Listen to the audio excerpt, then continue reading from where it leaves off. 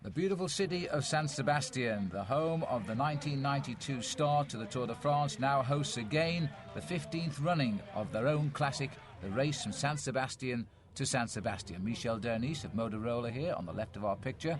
Castorama saying their farewell to the peloton this year. The Kelme team, they'll be back again next year. This is Farfan, one of the strong riders of Kelme, and the champion of Italy, Gianni Bugno. This is round number 8 of the World Cup series of 11 riders. The Once boy there is Erik Breukink. This, the man everybody knows, of course, the now 5-time straight winner of the Tour de France, Miguel Indurain. The pressure will be on him to do well on home ground today. Indurain, a past winner of this race, and I wonder what mood he's in today as he rolls away here from the same start line, in fact, that the riders used for the start of the prologue time trial in the Tour de France back in 1992. 192 riders on the rollout, heading into the open countryside. There are 4 climbs on this route. Claudio Chiappucci on the far side talking with his teammate Enrico Zaina. One lone leader having established a lead here as the race now begins to move into the latter half of the event. It's 234 kilometres. We'll have a look first of all at the opening contours of the race. It takes in, as I say, 4 climbs, but the big climb of the day will come near the end. And there it is, the first category climb of the Hais Gebel. And they climb that. That's always the springboard for the action. It is sort of the Poggio mountain, if you like, of the famous Milan-San Remo Classic. The riders will lay the basis out on the other 3 climbs, but the killer will come near the end, on the outskirts indeed of San Sebastian. And the man who set the trend all day, wearing 182, Felice Puttini of the Refin team. He's the Swiss national champion and has been indeed for the last 2 years, and that largely is his claim to fame over the last 2 seasons, of which he's been a professional rider, despite the fact he's 27 years of age. He hasn't been a pro that long. Champion of Switzerland in 94 and 95, and last year he came to really our note with his 12th place finish in the World Championships in Sicily, and that was a great ride by Puttini, and backed up before the Worlds by 10th place in the Tour of Switzerland. A rider who will gamble. Well, perhaps he's gambling for his teammates who are still in that field, which is slowly being reduced, more like a war of attrition as he sets the pace here. San Sebastian Classic, Spain's only classic race. It began back in 1981. For the first 2 years, a home win. Mariano Lajarreta, who's now retired, indeed, throws in a vast commentary on Spanish television. And then came the victory of Claude Quequillon, the Belgian climber, also retired now. And Indurain got his victory back in 1990, and since then hasn't appeared in the top 3 finishes. Last year's winner not here, and the Castorama team are very disenchanted by Armand de las Cuevas, who did not make the start line. Now the field are beginning to reel in the breakaway here of Puttini. He went away, in fact, on a climb after 44 kilometres, and he's been out in front now for in excess of 120, and his lead has been up to 12 minutes and 19 seconds. But how often is it that the big professionals gamble on the breakaway of 1 or 2 riders in a single-day classic race, allow them to run, and then slowly reel them in? This looks like the Festina rider Jean-Cyril Robin, former world record holder, and he was a junior rider. And Herminio Diaz-Zabala is the balding rider in the Once team, about 4 men down. Diaz-Zabala, probably the number 1 domestique. Well, let's make him number 2, along with Neil Stevens on the Once squad. Those 2 riders worked their hearts out for the services of their more illustrious teammates like Erik Breukink, Laurent Jalabert and Alex Zülle for the big races. Jalabert very much still challenging for a World Cup number 1 finish here, and still in contention in the race today. So too is Johan Museeuw. If he could win today, I think that would stitch it up for him. The event spread over 11 races, but let's not forget that Johan Museeuw started out well. His main victory of the season, his main aim of the season indeed, to win the Tour of Flanders, which he did in April, and since then he's found himself near the top. There's Alex Zülle in yellow, also paying great attention as he has steadily moved up the overall rankings this year, and Laurent Jalabert just flashing through on the inside of our picture there.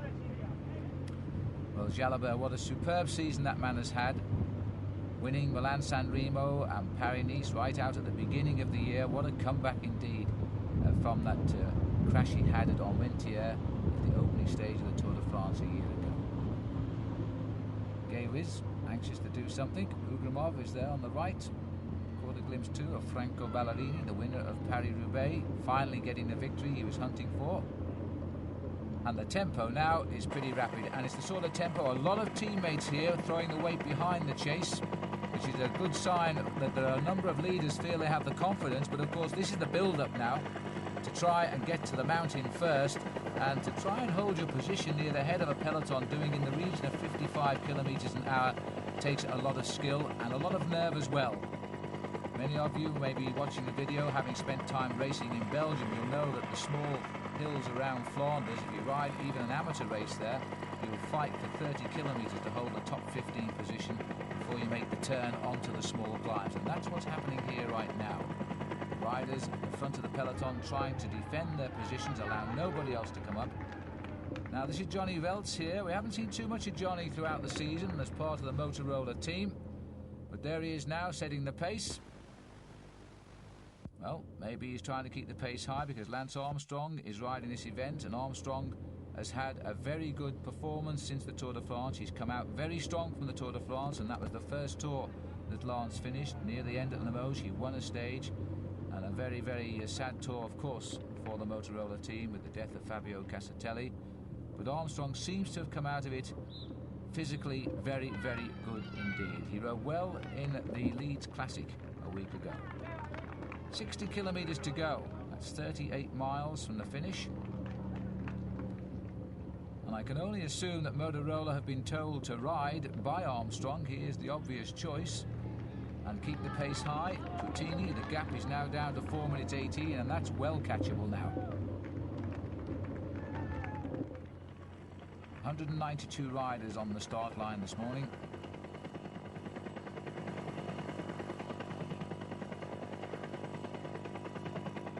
Now don't forget that although we're in Spain, we are in an area of Spain where the people are very proud Basques. They have their own language, Euskadi. And in fact, here we would refer to this race as being Donostia to Donostia, rather than San Sebastian to San Sebastian. So you might see the odd caption on the screen, because this is courtesy of our Basque television friends. The names might not quite be the same as the ones I'm telling you. A long, long turn by Johnny Veltz at the front. Now a little bit of help coming his way. He'd probably be a little bit relieved. They may have sensed that the pace is dropping just that little bit. They've got to keep the pressure on now if they're going to bring back Puttini. They want him before the start of the final climb, because then they want to start thinking of other things.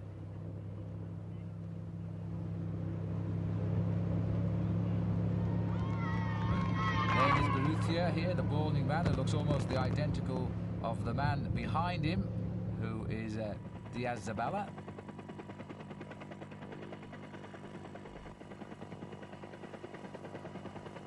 Study in motion down there from below our helicopter. The Gaywiz team also setting the pace nice and high here. Ugrimov obviously a candidate. At this time of the year, riders find the form coming and going. They get good days and bad days after the big tours are over, and this man has had a good day without doubt, Puttini, but now I think the bad part is about to arrive. He's clearly slowing down. His break at one stage after 95 kilometers was at 12 minutes and 19 seconds. There's Johan Museeuw, the leader of the World Cup. He always denies it's a main aim of his to win the trophy, yet he's had a second place overall for the past 2 years. Now he is in with a real chance of going that one little place better. Alvaro Mejia just passing through. A man that Colombia and indeed Motorola hope can pull off something special at the World Championships. Leonardo Ciella. Carrera taking the riders through on the inside. A lot of movement they sensed as they're starting the climb. A little bit of movement here at the front. A chance to gain ground on the men that have been setting the pace. Reposition themselves at the front of the peloton. Now looking down below us there, and there he is. We can see him now, Max Sciandri. He is the rider who has ridden so well in Britain. We've claimed him as a British rider this year. He applied for a British licence, which he's entitled to, because he was born in Derby Derbyshire in the centre of Britain. And now this year he decided to take out a British licence in the hope that he would finally get to a World Championship, because the Italian Federation simply never selected him. And Jalabert moving very rapidly, very smoothly through the peloton. There are riders try for 50 kilometres to do this. He's done it in just one swish of the pedals. This man seems to float this year. He can't do a thing wrong.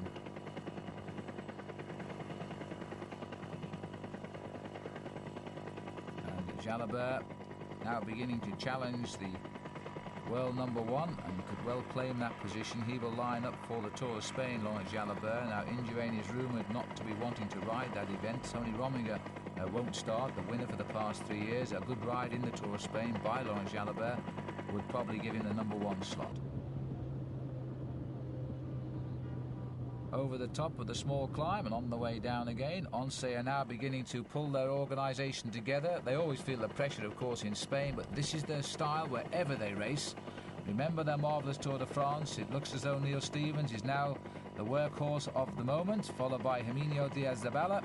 They're now going to try and shut this race down and hope that Jalabert can go clear on the final climb. That's the plan. The rest of the race knows it as well. They just hope that they have the answer when the time comes. 7 wins before the month of January was out for Neil Stevens, but they're all in Australia. There's where we are. We're approaching the Heath Gabelle. 55 kilometres still to ride. It's about 42 miles. You note just by where the arrow is flashing there is one small climb which is steep and could split the field before they actually descend and start the final climb up the Heath Gabelle. It's an 8-kilometre climb, by the way, with a 6-kilometre descent. 53 kilometres, and this is the ref-in rider, Puttini.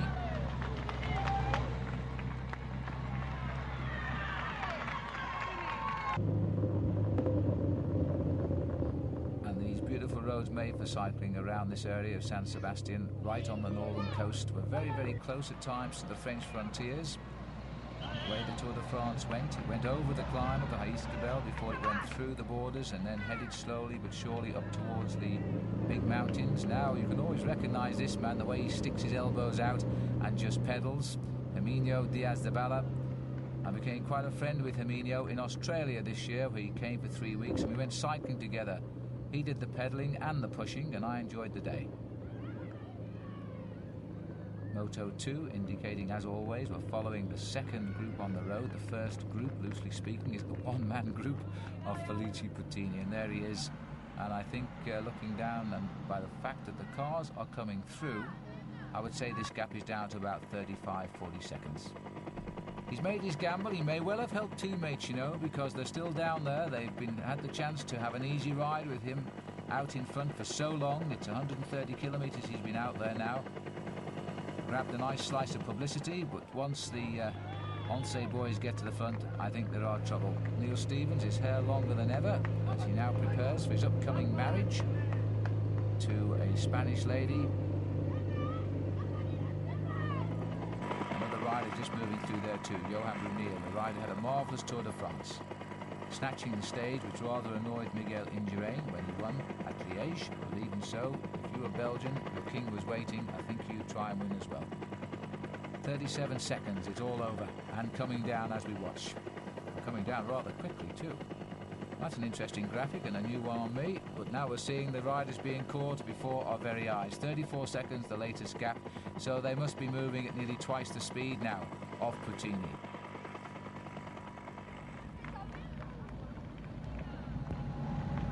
Team Masseur passing a drink, but you can see now the fire's all gone. He knows they're coming. The worst thing I think that can happen to a professional cyclist at this level is when he sees the following cars go by in large numbers. He knows that the race referees have sent them away because the field are catching up. And the finish agonisingly close as well. But even so, you've still got that 8-kilometre climb, which will be rather like a big wall now to Puttini, who will just simply have to hang on and try and scrape in for a few World Cup points. One or two cracks beginning to appear in that big peloton as well. And it's all under the impetus of Oncé. They've got 4 or 5 men setting the pace.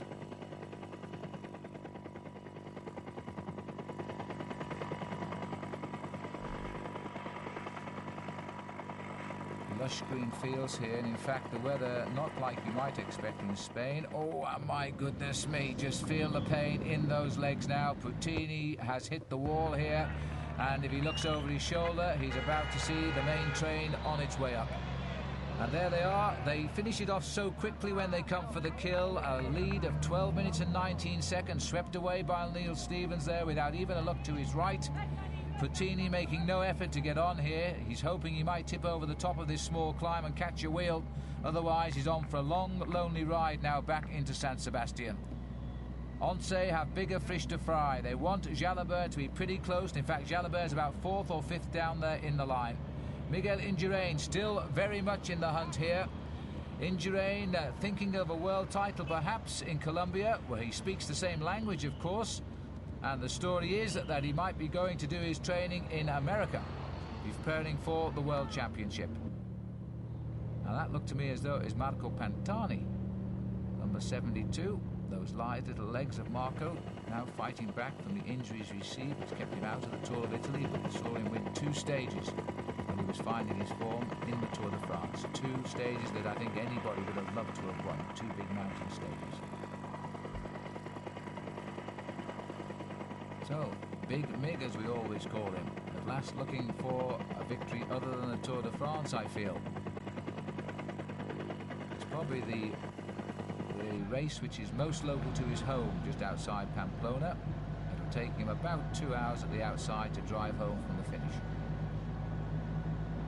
Neil Stevens, I was telling you, he had 7 wins before he left Australia this year. 1 was his 2nd winning of the Australian road title. He doesn't race back in Australia very often at all.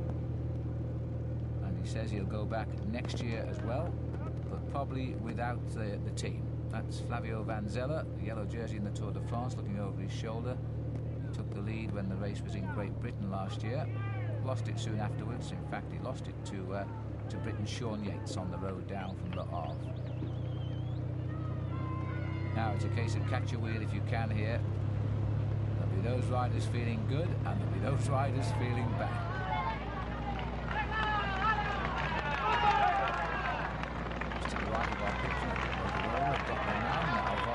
So perhaps, in fact, the pace-making by Johnny Welch wasn't for Lance Armstrong, but indeed was for Alvaro Mejia.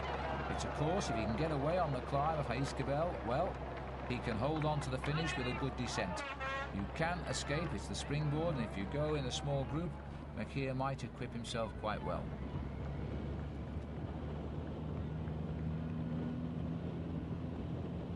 Well, we're off that little small approach climb now to Jesper. See the signs behind the riders taking them a totally different route to San Sebastian. This is the sort of B route where you can go off. This is the tourist route, if you like. It'll take them over the mountain and then swing them back down to the coast and into the big city itself. It is a beautiful city, San Sebastian, nestling on the Bay of Biscay, and a very, very jagged and what can be an unfriendly coastline in bad weather. Diaz de Bella turning on the style yet again, as he's done in every race he's ridden this year. Here's a man who's worth every penny Oncé pay him. Never thinks of winning, in fact virtually never does win a race. But the amount of work he puts in for his team leaders make him one of the finest riders you'll ever see. Speaks French as well as Spanish, and has that personality that makes you feel you can speak to him even when you can't. He's such a friendly guy.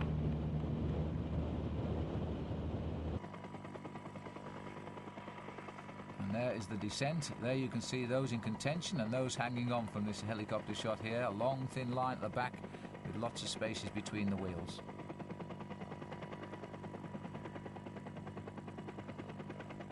And the cars behind indicating that the speeds at this point are in excess, and believe it or not, of 100 kilometers an hour. And there's the man doing the pacemaking. The ton-up boy. Alex Zula has also found his way up to the front. Jalabert is tagged in at the tail of the line. And it looks as though Leonis Berruthia has called it a day. He's done his work at the front for Oncé. He's now slowly slipping down. to the tail of the group here as we're just about getting on to the start of the climb here. As riders who have made the pace, the domestiques, are going back so quickly now, you can see them dropping through the peloton as the other riders try to scrabble for a high finish. They know if they're at or near the front over the top of the climb, they're in for a good finish down in San Sebastian. There's where we are, right at the base of the 8 kilometers climb now. And this will lift the riders up to the skyline before they dive very steeply down before the jagged run into the finish at San Sebastian.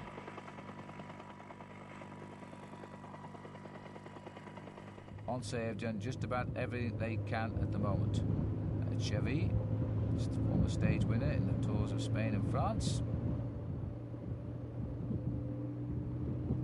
And Thierry Gouvenou from the GAN team. And if any of you are wondering if Chris Bourman has recovered enough to ride this race, the answer is he hasn't yet from his crash in the Tour de France, but the news is he probably will come back for the last couple of long-distance classics of the season. Not with winning thoughts, but with thoughts of getting himself in shape for a great season in 1996, when, of course, he will defend, more than likely, his Olympic Pursuit Championship in Atlanta, Georgia.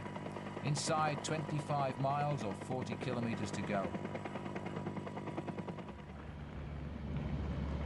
Big Sean, one more season left in his legs, so Sean Yates tells us next year, and I think a lot of riders in the peloton will be pleased about that, because in fact he rides so well. The older he gets, the better he seems to get. He's still adamant he will not ride in the Tour de France next year, but once Yates gets to the front, it's for a reason, and I think the reason is riding in third place. Lance Armstrong has now moved right up towards the leaderboard here.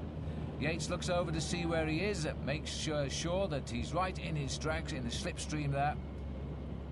And Yates is setting the pace here as the climb starts. Now this is a good tactic. Now Yates would not be doing this if he hadn't spoken with Armstrong or perhaps Merckx to see how they are feeling at this stage of the race. If they said they're feeling good, then Yates has gone to the front to turn the style on to try and crack this field in a big way.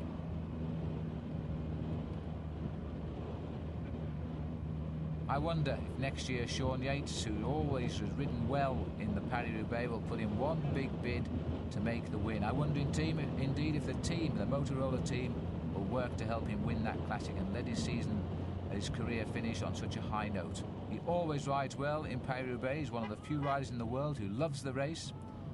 He was 11th this year, by the way, but he could so easily have been 6th or 7th. He was in the group sprint.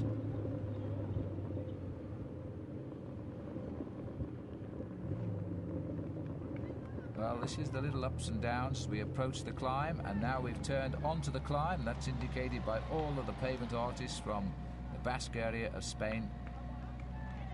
A region that loves cycling, produced some great champions, including Marino Lajarreta, the winner of this classic for the first 2 years of its being, back in 81 and 82. Incidentally, Lajarreta beat Graham Jones, the British rider, into second place back in 1981, and that was one of Graham's finest performances.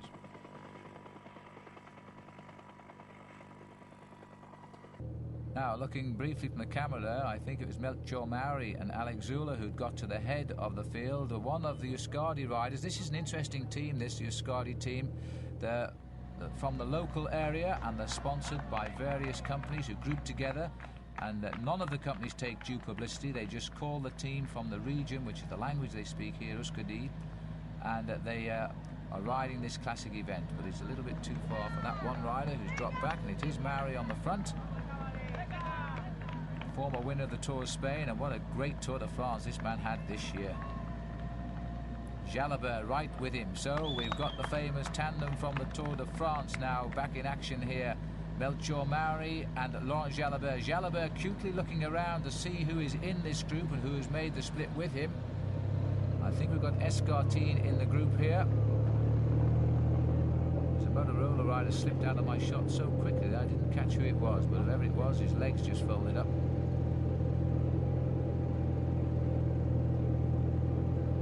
And the pain now in the legs. This is Zenon Jaskula. It was Jaskula, by the way, who eliminated a majority of the field in the Tour of Switzerland with a great mountain time trial a couple of years ago. So much so they had to let most of the riders back in. But Jaskula now a little bit down the field here. This is Udo Boltz, who had a good Tour de France last year when he finished 9th. Not quite so strong this year, but he won the German title in June, and that's his only win of the year thus far.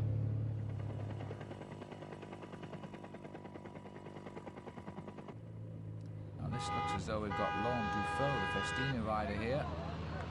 Swiss man, who's now decided that time has come to open up the gaps, and Dufaux turning the screw very, very tightly here. And Jalabert will probably be saying thank you very much. That's just the move I've been waiting for. Immediately gets his wheel. And Merckx. Well, I have to say that Merckx is not looking quite so comfortable now. He's locked into his position there. He's trying to get onto the back wheel here of Alex Zülle, concentrating very hard. Zülle also looking a little bit tired right now. And both of those riders in distress, because we're going back up here to the leading group.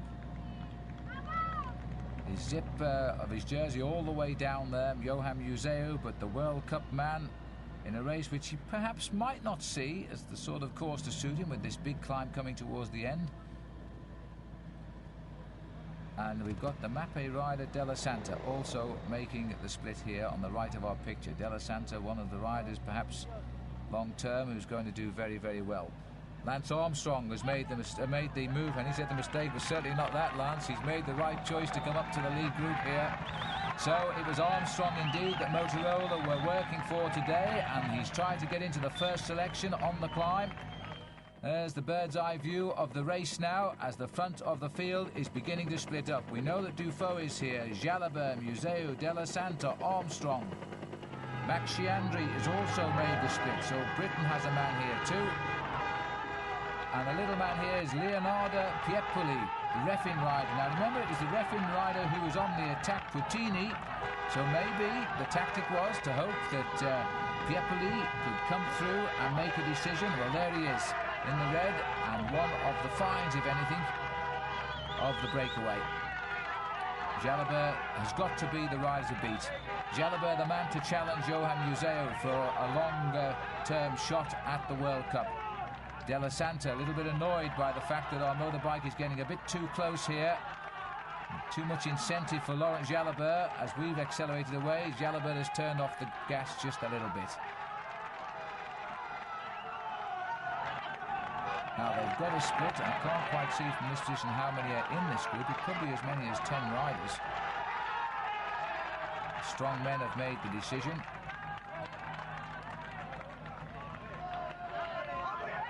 And again, Jalabert now deciding to go. He had a good look at the camera there. He may well have said something about it being too close, because he's trying to split up this group.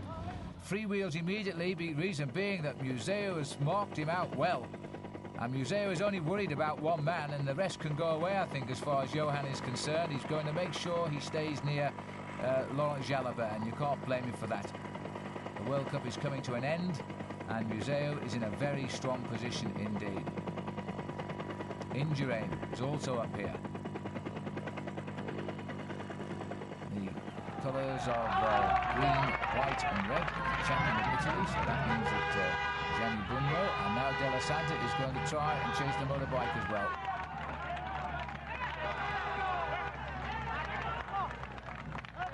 Stefano Della Santa started off with a great win overall in the Ruta del Sol this year. Followed it up in August with the second place in the Tour of Burgos. So he has the form. And Max Sciandri has joined him. So we've now got Della Santa and Max Sciandri. They've come together at the front. Now, the cat and mouse tactics, it's worth going to these two, because they know that Jalabert, Museeuw are probably not going to counter the move. Museeuw certainly won't, because you'll see the big points going for the World Cup competition to one of these two riders.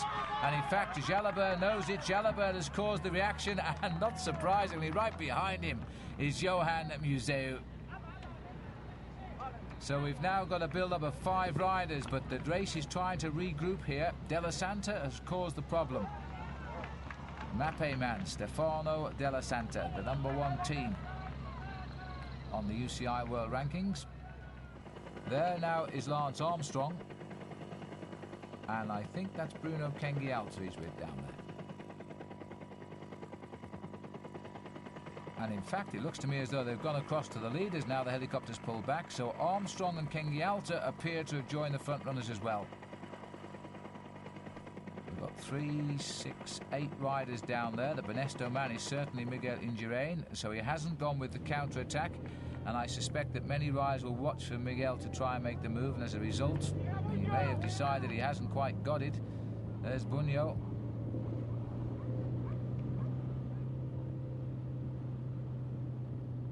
And there is Big Mig going through, keeping the tempo nicely. Bugno wants a bit more help. The man that started the initial attack on the climb, Laurent Dufaux, now not quite so sprightly. He's sitting in the slipstream there of Indurain. Back with the leaders, Della heading Max Sciandri. Just behind Sciandri, we've got Laurent Jalabert. This has got to be a great ride for Jalabert now. He knows he's got the terrific form. Leonardo Piepoli is doing the ride of his life in this leading group. He's the only rider in red, a commentator's delight, because we can pick him out quite easily.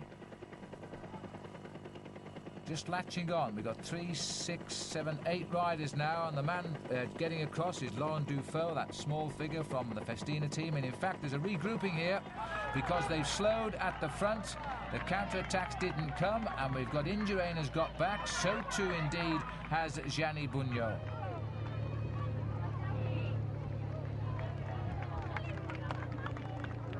Marco Pantani, this little squat man, he makes feel as though his saddle's too low and he's too short on the stem, but yet this is a position which he gets on with so well, and he climbs like a dream.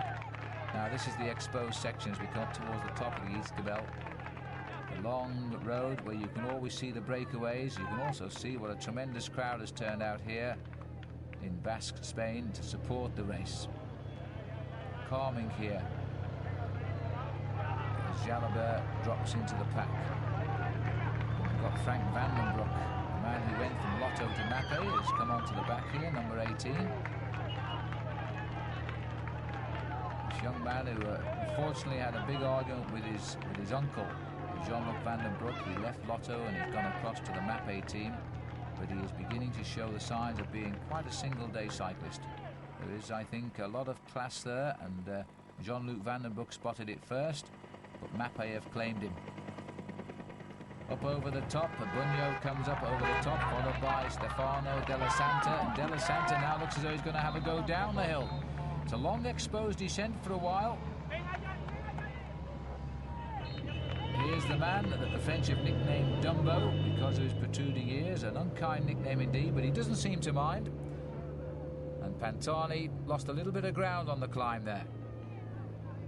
And Indurain also lost on the climb, so Indurain hanging on in, and just about. He's not having the great ride that I thought he might have had at the start, and also in a little bit of trouble too is Gianni Bugno. And this is the rider everybody says he's finding his best form again.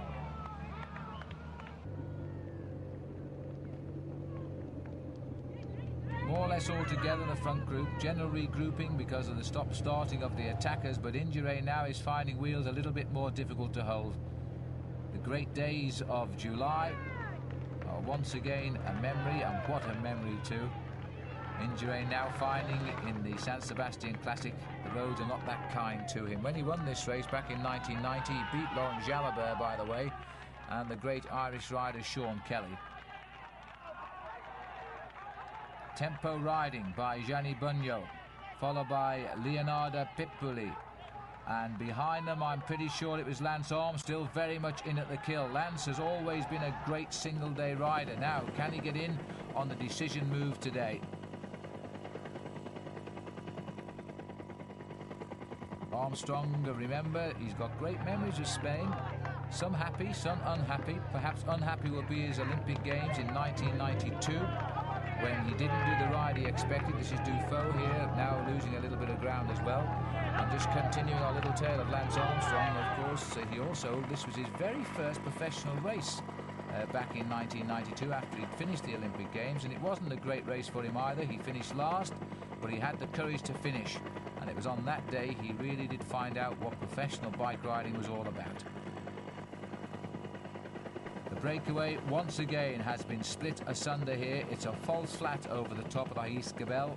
those that have got the power to keep the pressure on have done a lot of damage.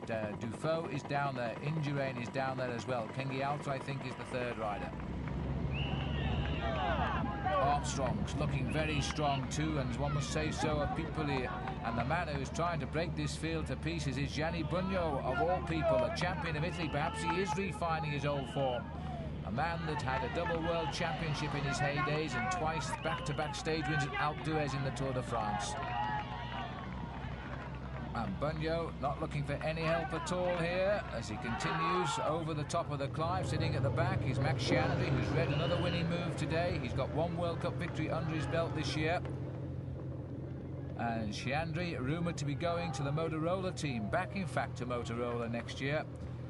Although he's very much an Italian, of course, he was born in an English-speaking country. He seems very happy with the English-speaking riders. Almost had a contretemps there with the motorbike, which has disturbed his rhythm. He's riding on the wheel of Johan Museeuw, who's now dreaming of perhaps the World Cup final victory here, because a good result today and Jalabert will have his work cut out to continue to be a challenger.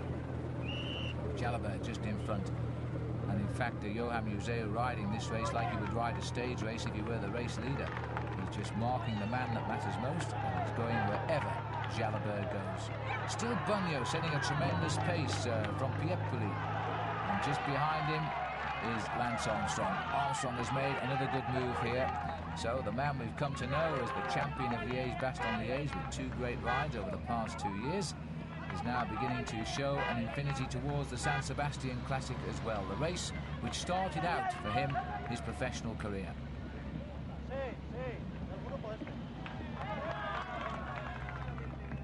Gianni Bugno, such an attractive bike rider when he's on form or when he's in the right mood, but you never quite know when that day is going to come with Gianni. Right now he's looking good. Although our camera's not showing the chase group isn't that far behind. Only one rider from Oncé making it. Johan Bruneel almost made it and fell back. Bugno still out there in front, the misty conditions continuing. And the Basque flag waving. Well, I have to say, no Basque rider has made the split. This is the chase group now. A brief glimpse there of Dufaux.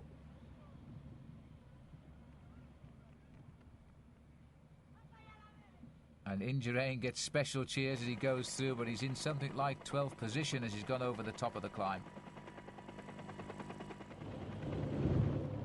This is the third group going over. They're still only seconds behind, you see. A good descent by any of these riders could contact the leaders. There's still a little way to go down to the finish. Nobody else left in contention. That is all that seems to be left of the main peloton, because most of the team vehicles seem to have been there. Back up with the leaders. Piepoli sitting at the back. Armstrong keeping an eye on everybody, still going through and doing his little bit at the front though. Piepoli not so with him now. The young rider, the inexperienced rider, sitting at the back behind Laurent Jalabert.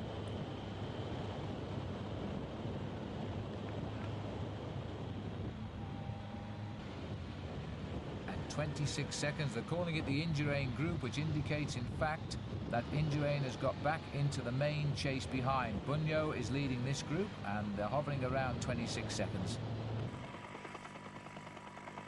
Now somebody's putting the pressure on the front here, going downhill. It looks to me as though Armstrong is trying to attack. Now he has a big habit of pushing on the pressure, going down hills when he thinks riders perhaps are not paying the attention they might pay. He's leading on the descent. It's a 6-kilometre descent, by the way. Armstrong down there first. Jalabert trying to contact as well. Now that will signal, I would have thought, a reaction from Johan Museeuw. It looks as though Leonardo Piepoli may have been fried on that climb after all, because he's now not taking part in this group. He's just trying to hold a high position here. But any position finishing with a group of this quality will be a fine ride for that man. One to be cherished for the scrapbook for sure.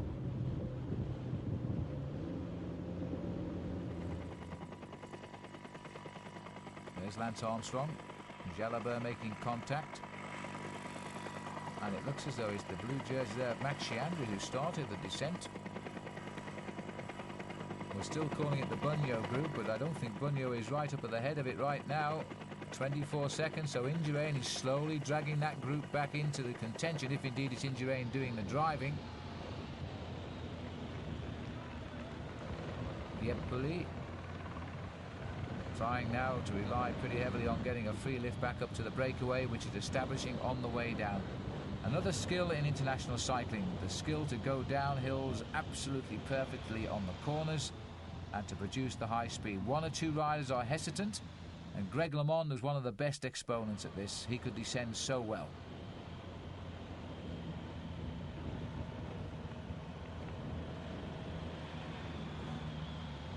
Well, this is Bugno here with Piepoli, and slowly bringing Piepoli back up to a couple of riders. There were originally 8 in this group, and the 2 are missing right out at the front as far as I can see, possibly 3, and there they are, Jalabert, Armstrong and Max Sciandri. Now we'll get some idea. There's the rest of them.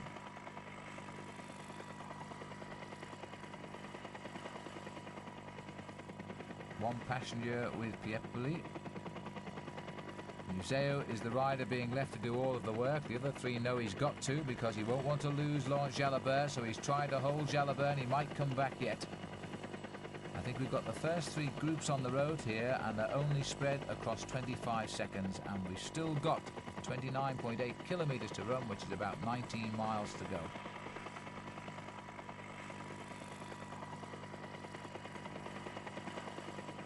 Time for the race to be made cut and dry, or indeed time for it to totally regroup and have a group sprint.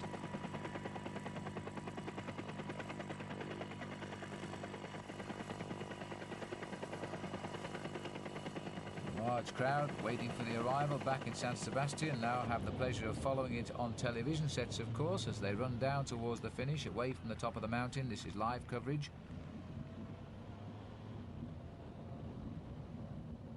And they will be willing Miguel Indurain to rejoin this front group, that's for sure.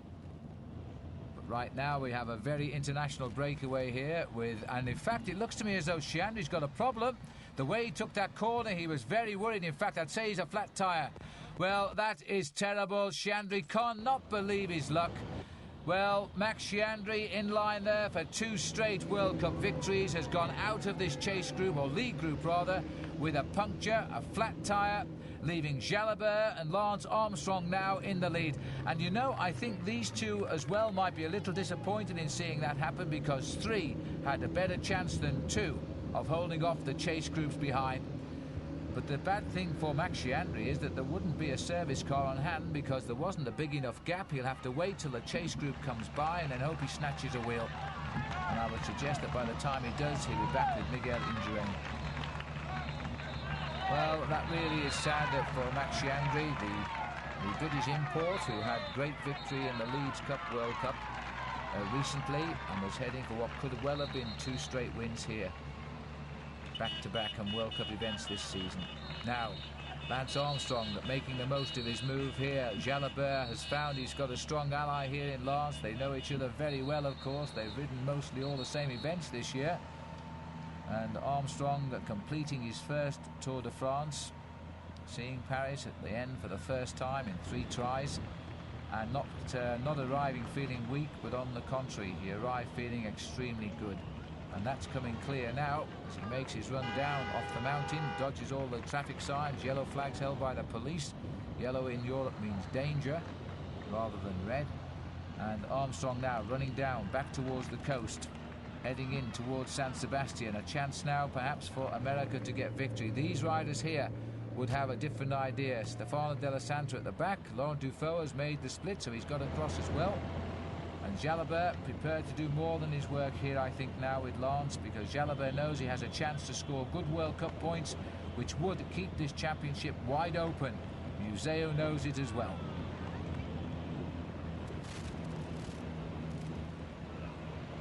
Armstrong had a terrific season. All went well for him after winning the Tour du Pont in grand style in the United States after finishing second for a couple of years. And now, once you get one big win under your belt, you suddenly begin to believe in yourself as well. He's been looking for the move quite clearly. He planned to go on the last climb. He moved his men up to see the race got to that last climb as one unit. He's profited by the heavy work of the Onse team. He's made the decisive moves, and now he's only got one man to worry about in Laurent Jalabert. Unless, of course, these four catch up again, and Museeuw is having his say here because he's doing most of the work. In fact, whenever our cameras come back here, I haven't seen anybody help, but there we are. Bugno is prepared to help. And the group there continuing to chase down. 19 kilometres left to go. About 11 miles still to go to the finish. These are the suburbs of Donostia, or San Sebastian, as we would call it. And the crowd, this is their big day here in northern Spain. And we're watching a man who isn't Spanish but speaks the language fluently, Laurent Jalabert, and of course rides for the most famous of Spanish cycling teams, Once. Max Sciandri, so he's got back into this group. He must have got a wheel change pretty quickly indeed, but my goodness me, he must be trying to blot out of his mind what might have been. There's where we are now, a few little climbs to come, a little ripples before we run into the finish. And poor Max Sciandri now having to try and put right and readdress the problem which has taken him away from this leading group. But there is a slowing here by the two leaders. It's almost as if they can sense the return of Max Sciandri. It's about now when I wish our cameraman could turn round on the saddle, because I think the group is coming right back to them. And that is the group containing Max Sciandri there, and also Miguel Indurain. Now let's have a look along the road, because they will be the third group on the road here now as we course through the suburbs of San Sebastian. And that group seems to have grown a little bit. When we move along the road, we'll pick up then the group which will contain Johan Museeuw, Stefano Della Santa, Gianni Bugno, and Leonardo Piepoli. And there they are. And in fact, it looks as though it's Della Santa doing a lot of the work here, trying desperately now to reach the front group. He has had a very strong ride today, Della Santa. Mappe man. Piepoli is along for the ride. He's sitting at the back of the group. They're saying it's 50 seconds between Indurain and Sciandri's group and Jalabert. And these four we're looking at the moment, they are in between. Little look over his shoulder there from Johan Museeuw. I think he taken one look at the face of poor old Piepoli and decided there's no point in asking him to help, because I don't think he's got the legs now. Bugno back up with the leaders. They're still holding a tempo. I thought they were faltering, but it seems they found the riding style again here now. Never afraid to do a turn at the front is Laurent Jalabert. Now, in fact, are the group coming up? Because the way the chief commissaire is gesticulating, he's trying to clear the backlog of vehicles between the two, and it could well be that the gaps are closing down. This is Group 2 on the road. He's got the Indurain Sciandri group just behind, and we've got these two out in front. So Lance and Laurent are now trying to hold off what is a very concerted effort to bring them back here, and they're not safe yet. In fact, Jalabert stepping on the pedals there, does a quick turn, eases up and lets Lance Armstrong come through. The big legs of the former professional triathlete. Oops. Oh, and a touch of cramp possibly coming here for Jalabert. He made sure he did that when Armstrong didn't see it. And the gap is still there, nudging around 28, 29 seconds. And you know, that could be enough. It's taking the race so long to claw back just a few seconds. Museeuw here has gone back to his team car to try and find out exactly what is going on with the two. There's Della Santa, who is quite willing to work here, of course, with his teammate, Johan Museeuw. But it looks as though Museeuw's feeling pretty happy with the way things are going, even so. After all, on a race where perhaps he may not have been expected to exceed, he's now beginning to show signs of a high finish, certainly. He's in the first 6, and with his sprint, I'm quite sure he could make it third at worst. And he might get better than that if he can bring back those two leaders. There's the young up-and-coming star of the day there, Leonardo Piepoli. But right now he was just hoping his day was done, because he hasn't come off the back of these riders since the climb of the Haït Gabel. Clouds staying with us all day today, dispelling all those lovely pictures we have of sunny Spain. In fact, it's been not very pleasant at all, although it's been a good type of day for cycle racing. Now Bugno wants a little bit of help. I don't see the tyres down. This is the group,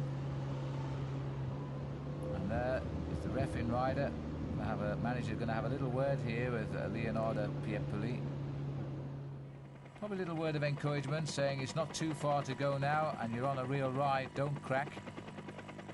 This is the third group on the road, and maybe the ref-in rider has been told they are closing in a little bit, if they are.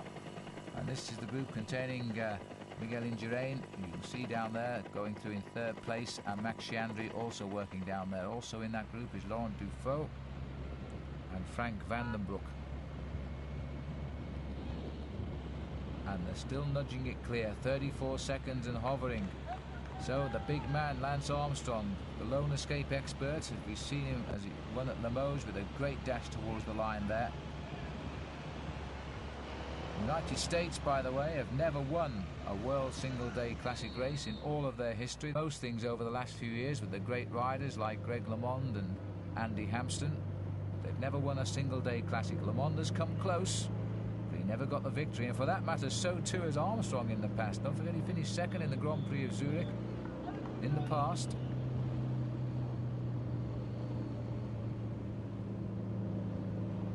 But this is becoming a cat and mouse pursuit now, and once you see riders going alongside team cars asking questions, it means they're beginning to feel a little bit desperate. Just a general regrouping here at the front of the chase group.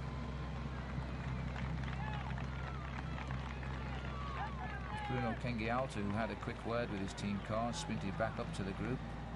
They're not making the progress at all now, and I think that there's only this group of four who are going to have any chance, if anybody has any chance now, of getting across to those two leaders. Certainly Stefano Della Santa hasn't lost any hope at all. He's driving this group along now to try and drag Johan Museeuw, his teammate, back into the action. There they are. This isn't a group that's lost hope at all. They're still going quickly. 13 kilometers to go, just over 7.5 miles to the finish now, and still the hills are coming thick and fast. They're only short climbs, but they're annoying. Armstrong is finding they're interfering with his rhythm. Bugno is still driving well, so too Museeuw. Only the man at the back here, Piepoli, is now just hanging on. More information coming to the breakaway, and it might well be that the gap is coming down. And the Motorola driver here, I'm not sure whether it's Henny Kuiper or Jim Okovits in the car today, but they're going to tell him that they've got to keep going because they haven't given up behind. And Jalabert and Armstrong are well aware of it. Now Jalabert doesn't understand English, and for that matter, I don't think that Lance Armstrong understands Spanish, so they're on equal terms at the moment. Jalabert a Frenchman, of course, but I think that Lance is beginning to pick up a few words of French these days. But the on-site team manager Saez always speaks to Laurent in Spanish. And Bugno, he's ridden extremely well in this race today as Gianni Bugno. Always riding with determination, indicating that he might be thinking of a good ride in the upcoming World Championships, which are at the wrong end of the year this year, of course, for everybody. They've moved them into October. Rather tired face of Laurent Dufaux, but he never gives up, does Laurent. Bruno Cenghialta goes through as well. This is the chase group now. Frank Vandenbroucke is still here. There's Max Sciandri on the right of our picture.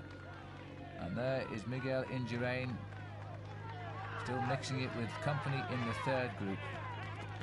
What a marvellous man. There's Max with the leading duo, and now having to recover at the back.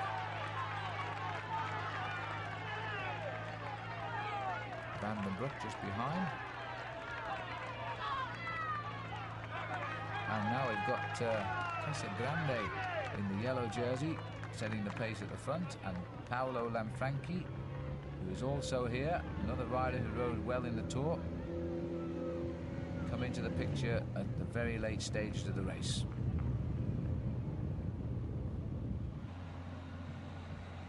Good roads again as they continue on another descent. Every pedal rev bringing these two closer and closer. They went over the top of the Haït Gabel. Armstrong was the man that made the move, followed by Sciandri. They were joined by Laurent Jalabert. Then Sciandri punctured on the way down, and it's left just the two of them to try and hold off this chase group of four.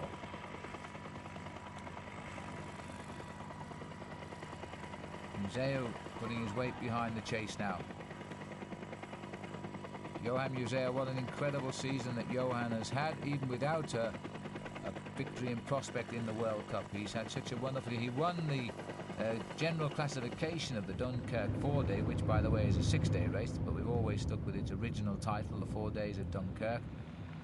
He was 5th in the Leeds World Cup event, and that's kept him right in the thick of it.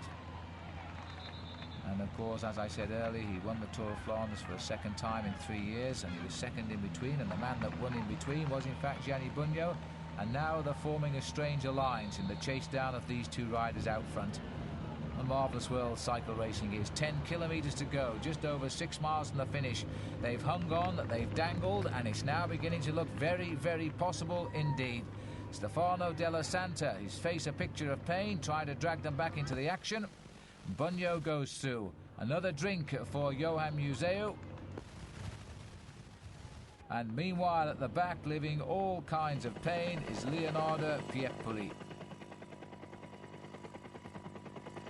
And looking down here at the Chief Commissary, who consistently looks behind, he's very worried about the proximity of the Bugno group.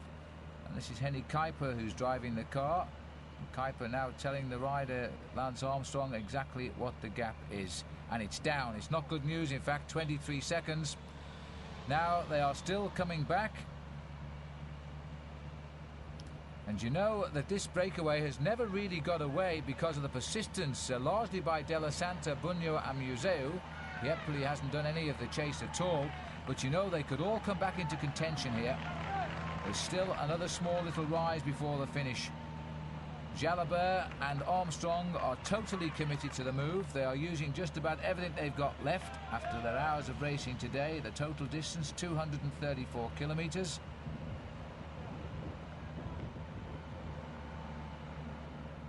And Armstrong turning a big gear, as indeed is Laurent Jalabert. One or two parked cars, unusually so. But this is Spain, not France, of course, and the riders, all the vehicles are stopped. Roads do quite often see cars still parked on them in the cities. Here's the chase group. Della Santa still hunting, looking, goes through. Well, a little special sprint here. It was hardly a sprint, was it? Jalabert's turn at the front. He takes the money, and Armstrong in second place. Both of those riders are thinking of a much bigger victory in a few minutes' time. But you know, this group has made progress, and I think going round the top corner there are the vehicles behind the two leaders. And Gianni Bugno here, the winner in 1991, is now looking for another victory and can sense it might be coming his way. He's putting in a lot of assistance here to the two Mappe riders. And Museeuw is thinking only of arresting Laurent Jalabert. And Bugno might well know that. He might believe that, in fact, Museeuw will not trouble him if it comes to a finish, providing he gives the assistance now in the chase down. Museeuw himself, the man who finished 8th in the Henniger term, that's the Grand Prix of Frankfurt, 7th in the Amstel Gold Race, 3rd in Liège-Bastogne-Liège, 13th rather, Liège-Bastogne-Liège, 3rd in Paris-Roubaix. They're the high-class performances of Johan Museeuw this year in the World Cup. He really has shown himself to be a great single-day man yet again. Now, these two are not with the same fluid rhythm they had before. The gap is tumbling. It's only 18 seconds. These are not the roads to have a gap of just around 18 seconds on. It has been a very tenacious lead indeed by these two riders. They've stuck to the task in hand, but so too, we have to say, are the four behind. And so too, I've got to say, is Piepoli, because he's hung on to the back of this piece of string and he's not going to let it go. And don't forget too that when you sight a finishing line, it's funny how you forget you're no longer tired. So he's a rider you must watch out for in the finish. San Sebastian is so close now, the finishing line, down on the front. And there you get some idea what a beautiful bay just off the edge of the Bay of Biscay. San Sebastian is in a fabulous location, and right along the coast there, it's a tourist delight. Now then, Bugno wants a little more assistance, I think from the team car rather than from Piepoli.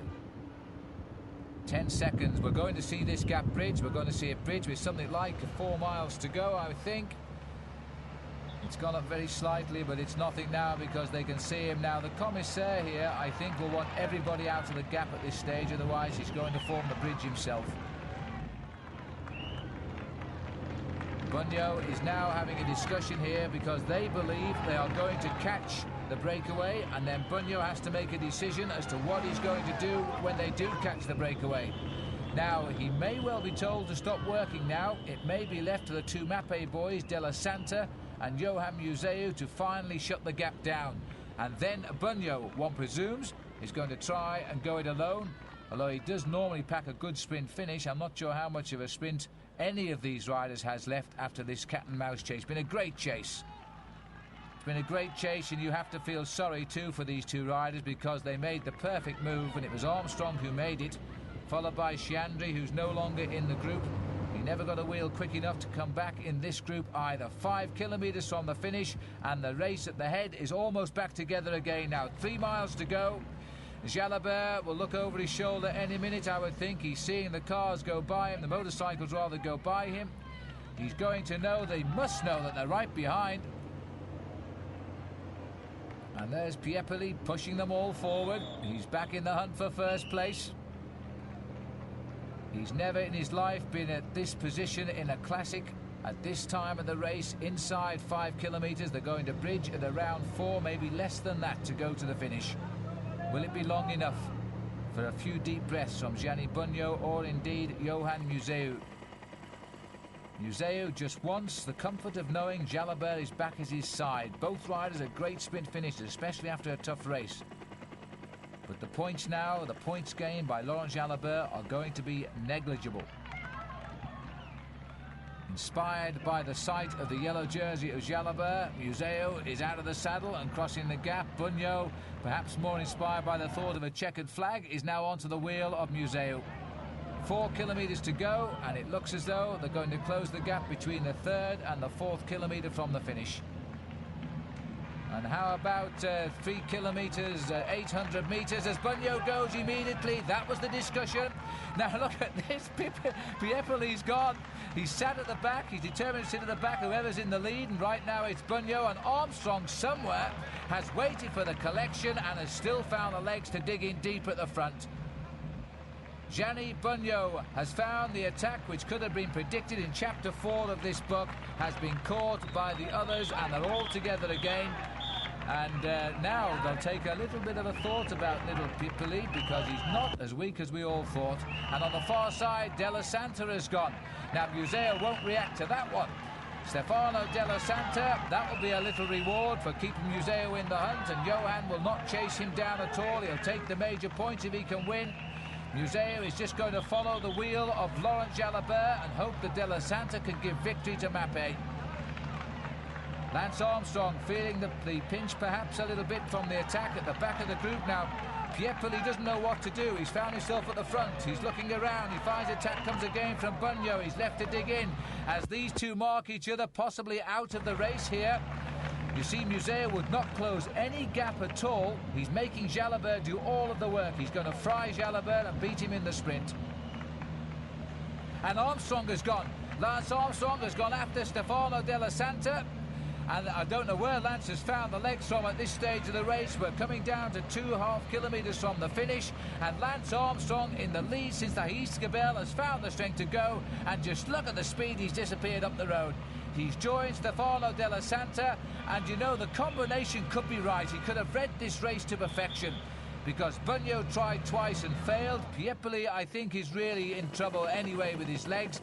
The other two will play no part because Jalabert hasn't the legs and Museeuw isn't going to help him. He has a teammate now who's gone forward. Lance Armstrong may have made the perfect tactical ploy here, Gianni Bugno, the only man that speaks the same language as Piepoli in this breakaway, has now pushed him up into the line, and that to me is the white flag gone in from Gianni. Piepoli also hasn't got the legs, so we're now looking by my mark at the first two riders in the 15th running of San Sebastian. San Sebastian, a question of whether the United States can claim their first ever World Cup victory or whether the Italians will snatch yet another one in Stefano Della Santa. It's all reshuffled at 3.5 kilometres from the finish. Jalabert looks over his shoulder. There'll be no help anymore now. Armstrong surely is going to feel he's got first or second. Well, even second after it seemed to be wiped away with 3 kilometres out isn't going to be a bad result.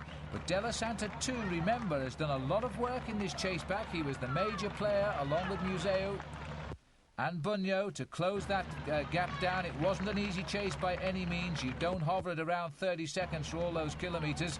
Now Armstrong checking it out. He's got the position. Remember, Lance, the battle with Sergei Uchikov in the Tour de France at Revel. Don't make the same mistake and go too soon. This time have a lot more respect for your rival. 1 kilometre to go. He's going to have to try and manoeuvre Della Santa out to the front.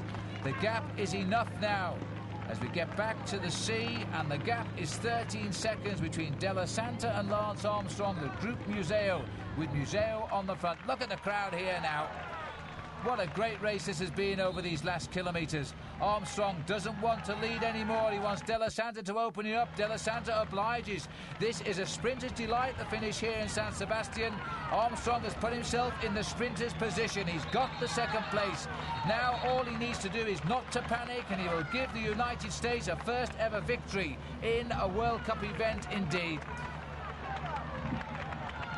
It'll be a good sprint for fourth or third place as well between Jalabert and Johan Museeuw, but this is the sprint now. The United States are going to sweat on. Armstrong looks so good in second place.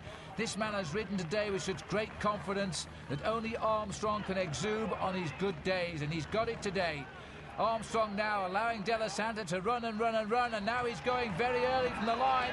He's around 280, 300 metres still to go, and he must be feeling confident to go that far out. But Della Santa is cooked, and Lance Armstrong has already won this. He's won it, and he's won it cleanly with a timed gap at the finishing line. The United States gets his first ever World Cup victory. Remember, Armstrong has had a second in the Championship of Zurich. Now he has got his first ever win. This is the battle of third place, the points that matter. Can Johan Museeuw, who's ridden so well, make it second and third at least from Mappe? He follows Jalabert everywhere, and then he takes over from Jalabert when it matters most, right on the line. He makes more World Cups than Jalabert. Points rather, which will give Jalabert probably second overall in the competition now. He'll go ahead of Mauro Gianetti, who'll drop to third in the competition. But at the end of the day, it's worked out so well for Johan Museeuw, not to mention Lance Armstrong. Going further down then, Gianni Bugno gets fifth. Leonardo Piepoli will get sixth. This is the sprint now. They're around about half a minute off the pace there. This will be the sprint from a bunch which has swelled continually on these last closing kilometres. It looks to be about a pack of about 15 to 20 riders now. The pack which still contains Max Sciandri, don't forget, the rider so unlucky to miss on the kill today. Surely Max would have had a top three finish in a sprint like that, but it wasn't to be. That's cycle racing. And Max is in this little group which has just got away from the front. He's the one with the dark glasses off. Frank Vandenbroucke is here at the back, the guy with the ginger hair. This is the Indurain group, and our Spanish cameras have suddenly cut away to the Indurain group, and they may not show us the finish of Sciandri. But there, yes, we are. I did them an injustice. The long straight up to the finish now, and this is the next sprint. Indurain on the left of our victory. Max Sciandri, in fact, going to take the sprint from Frank Vandenbroucke. He's got it on the line, and so Vandenbroucke just being beaten there by Max Sciandri on the line. He can only rue the day and wonder what might have been, and what's left of the peloton has come over the line. But what a great race this has been, a historical race indeed for the United States, and it's come just a couple of years after Max Sciandri finished last in dreadful conditions and in the dark in his first professional race. Now he's come back in 1995, he's won it and become the first American to win a one-day Clásica. Second they gave him over Della Santa in the sprint, 27 over Johan Museeuw, Laurent Jalabert and Gianni Bugno. And this is how you win a sprint.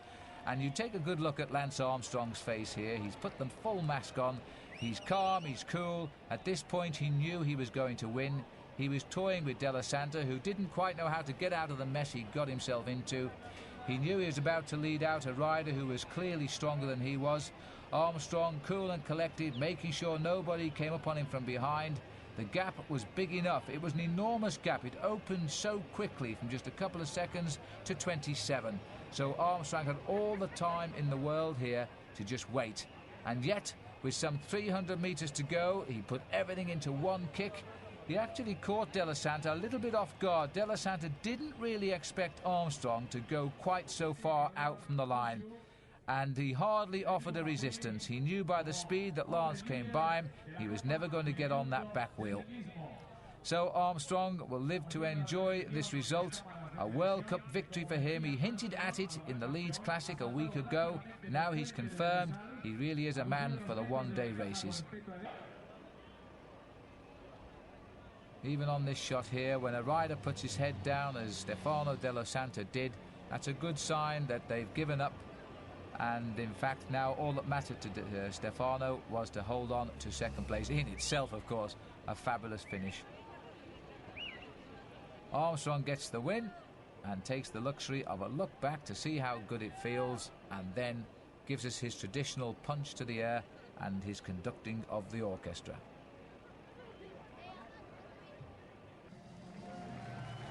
And so, after a marvellous career, so be it a short one so far, Lance Armstrong is now the Classic winner he's always threatened to be. Here is the reward, a win for him in the 15th San Sebastian Classic, round number 8 of the World Cup. He beat 191 starters. There certainly weren't that many on the finishing line. And when you're in the Basque country of Spain, you have to wear the famous Basque beret. And I have to say, Lance, it suits you. So, upcoming for Lance will be a crack at the World Championships in Colombia, but for a while at least he's going to cherish this day in northern Spain, the first American ever to win a classic race, and he's chosen to do it in San Sebastian. And how strange the wonders of statistics work, because last year Lance Armstrong finished second and Stefano Della finished third. They were both behind Armand de las Cuevas, who didn't start this day.